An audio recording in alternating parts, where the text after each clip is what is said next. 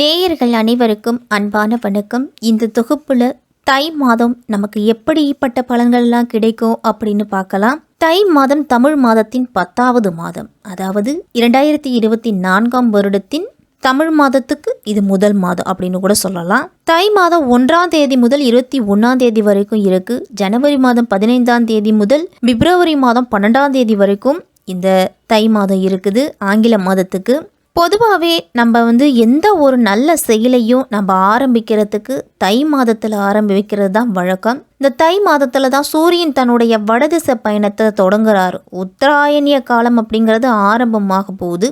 தேவர்களோட உலகுக்கு தட்சிணாயனம் எனப்படும் 6 மாத இரவு காலம் முடிஞ்சு 6 மாத பகல் காலம் அப்படின்னு சொல்லக்கூடிய உத்தராயண காலம் ஆரம்பமாக போகுது. இதுவே இந்த தை மாதத்தோட பெருமை அப்படின்னு கூட சொல்லலாம். ஆடி மாதத்தில் விதைச்ச நெல்லெல்லாம் தை மாதத்தில் தான் அறுவடை செய்வாங்க. அந்த அறுவடை செஞ்ச நெல்லில் தான் தை பொங்கல் அன்று புது அரிசியில் பொங்கல் செய்து சூரிய பகவானுக்கு படைப்பாங்க.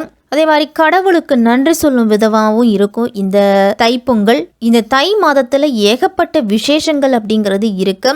தைப்பொங்கல், மாட்டுப்பொங்கல், காணும் பொங்கல், பூசம் வருது, தை அமாவாசை ரொம்ப மிக மிக விசேஷம் அப்படின்னு கூட சொல்லலாம். மக்கள் நல்ல விளைச்சலுக்கு உதவிய சூரிய கடவுளுக்கு நன்றி செலுத்தும் விதமாக தான் தை மாதத்தின் முதல் நாளை தைப்பொங்கலாக நம்ம கொண்டாடுறோம். இந்த தை மாதத்தை மகர மாதம்னு கூட அழைப்பாங்க. ஏன்னா மகர ராசிக்குள்ள சூரியன் நுழைவது தான் அதற்கு காரணம்.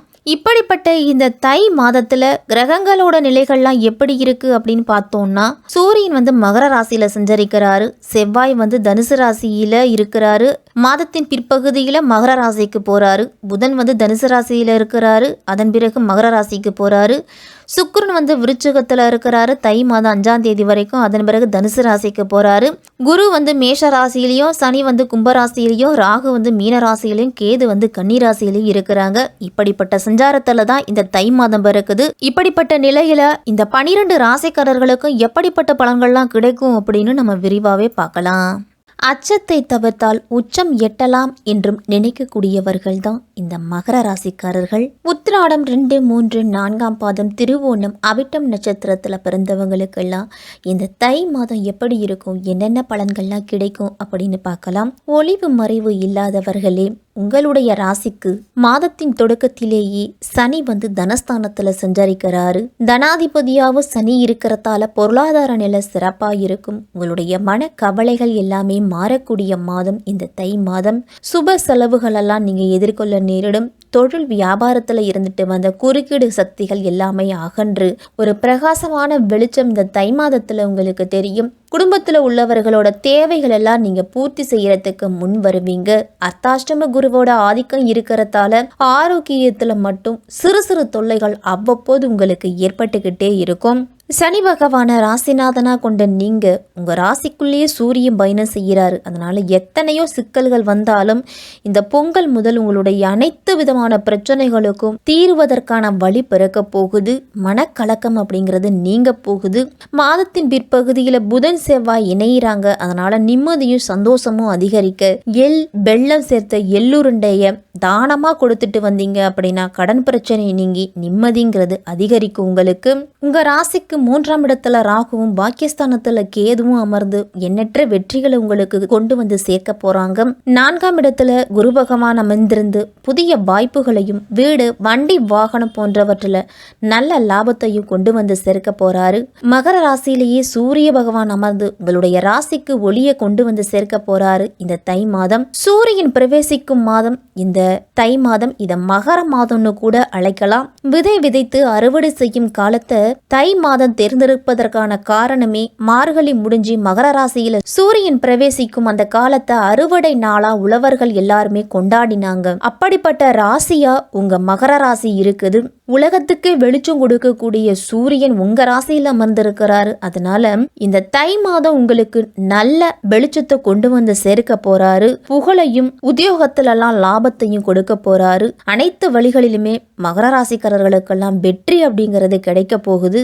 சூரியன் உங்க ஜென்ம ராசியில பயணம் செய்யறதால அலுவலகத்துலலாம் உயர் அதிகாரிகளோடு மனக்கசப்புகள்லாம் வரலாம். குடும்பத்துல மருத்துவ செலவு அப்படிங்கிறது அதிகரிக்கும். தாய் தந்தையரோட மருத்துவ செலவு இந்த மாதத்துல அதிகரிக்கும். அதிகரிக்கலாம். இந்த மாதம் புதிதா வீடு நிலம் வாங்கக்கூடிய எண்ணெல்லாம் நிறைவேறும். வேலை விஷயமா அடிக்கடி வெளியூர் பயணம்லாம் நீங்க சென்று வருவீங்க. செவ்வாய் உச்சம் பெற்று பயணம் செய்யும் நேரத்துல செய்யும் தொழில கூடுதல் கவனிப்பும் கூடுதல் எச்சரிக்கையோடு இருக்கணும். பெண்கள்லாம் பொன் நகைகள் வாங்குறதுக்கு வாய்ப்பு இருக்கு.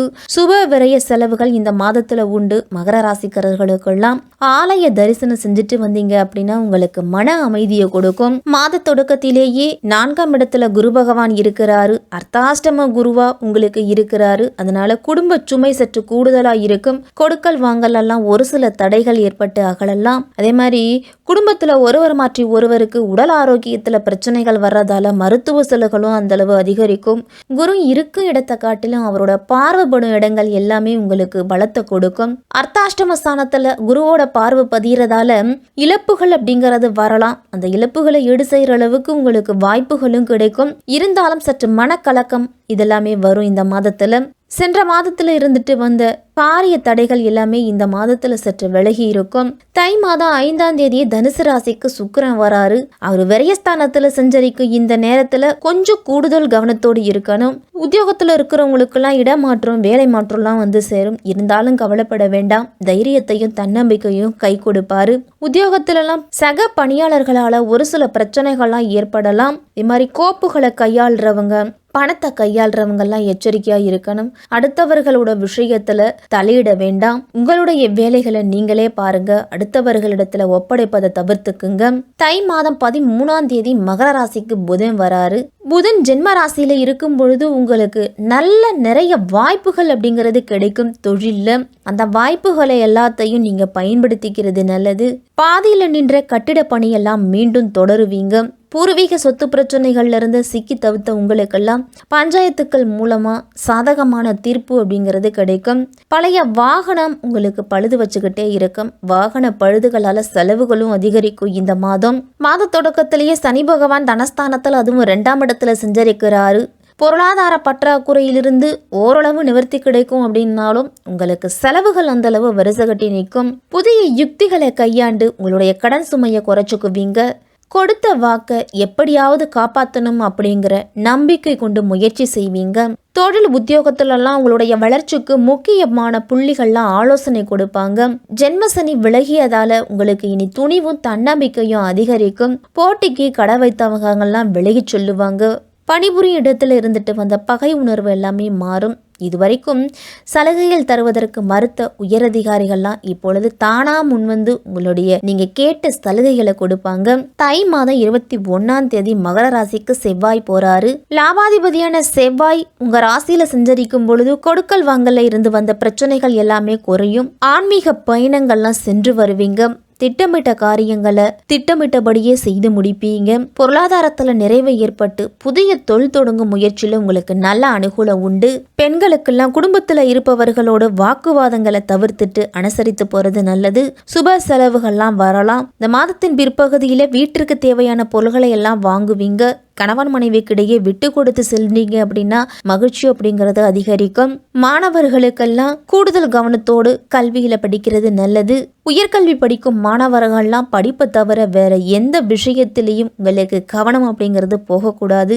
நேரம் கிடைக்கும் பொழுதெல்லாம் ஓய்வெடுங்க. உங்களுடைய உடல் ஆரோக்கியத்தையும் சிறப்பா பார்த்துக்கணும். நீங்க ஞாயிற்றுக்கிழமை தோறும் மகர ராசிக்காரர்கள்லாம் சூரிய நமஸ்காரம் செய்து சூரிய பகவானை வழிபட்டுட்டு வந்தீங்க அப்படின்னா உங்களுக்கு சுகங்களும் சந்தோஷங்களும் கிடைக்கும். சனிக்கிழமை தோறும் ஆஞ்சநேயருக்கு நெய் தீபம் ஏற்றியும் சனி பகவானுக்கு எல் தீபம் ஏற்றியும் வழிபட்டுட்டு வாங்க. சங்கடகர சதுர்த்தி நாட்கள்ல விநாயகருக்கு அருகம்புல் மாலை சாற்றி நெய் தீபம் ஏற்றி வழிபட்டுட்டு வந்தீங்க அப்படின்னா தொழில் வியாபாரத்துல நல்ல முன்னேற்றம் இருக்கும். மகர ராசிக்காரர்களுக்கெல்லாம் இந்த தை மாதம் சற்று தொழில் வியாபாரத்துல முன்னேற்றம் அடைந்தாலும் உடல் ஆரோக்கியத்துல சற்று கவனத்தோடு இருக்க வேண்டிய மாதமா இருக்கும்.